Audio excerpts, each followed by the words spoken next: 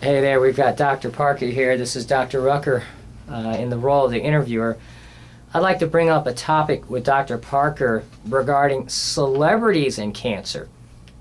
I personally have a distinct interest in celebrities and cancer, and I'd like to ask Dr. Parker a couple questions about celebrities who had cancer. And the reason I want to ask you this question is I feel like celebrities have the ability to have the best treatments in the world of cancer treatment. And what I like to ask Dr. Parker is to list a couple of celebrities he has on this list and some of their outcomes and what they faced. So, Dr. Parker, who comes to mind as a celebrity that's had a cancer diagnosis and what was the outcome? Well, we have a short list we've made, and just going over some of them really pop out and really impact the celebrities that we know that have these problems. Had the access to the most cutting edge current processes of dealing with cancer in the United States through allopathic medicine. Yet when you look at their decline in their lifestyle, their decline in how they were functioning, the declining health, it shows you, and especially in my mind, how little progress we've really made in the allopathic model in waging a war against cancer. So when we look, Peter Jennings, 2006, he started chemo. He died a few months later. He was a former smoker, and he stopped in 1988. There is definitely genetic triggers that you can drive. And smoking, I can just tell you right now, is one of them. Farrah Fawcett, September 2006, she was diagnosed. May 2007, recurred in her cancer despite chemo. She died in June 2009. Bob Denver died of throat cancer in 2005. Bob Denver, Gilligan's Island. He was Gilligan. Who else do we have on here? Michael Landon. I can remember when Michael Landon died when I was very young. He developed liver cancer, if I remember correctly, and his demise was rather quickly. Here's one, Anne Bancroft. She died of uterine cancer in 2005 at the age of 73, and from The Graduate, people remember her. Here's one of my favorite persons in the world, was Paul Newman. I had a lot of respect for him and some of the things he did with his life. I try to emulate things like he's done.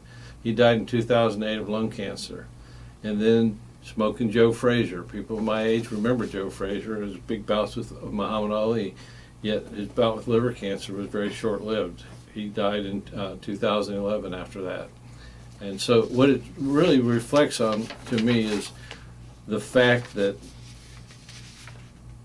people with all kinds of money and all kinds of power are still dying from this disease process, and the quality of their life is the decline. It really, really upsets me is how I can see we do so little to support improvements in people's function, and we think we're going to cut, burn, and poison our way out of this problem. And you can't do that and regain health.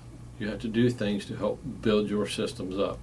I'm not saying there's not a time for those things, but what I'm saying is there needs to be supportive care to improve your functional health.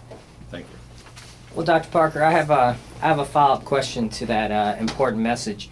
Let's say we combined all those celebrities that you just read to me. So I am celebrity X. I'm a famous person. I come to see you, and I'm one of those celebrities.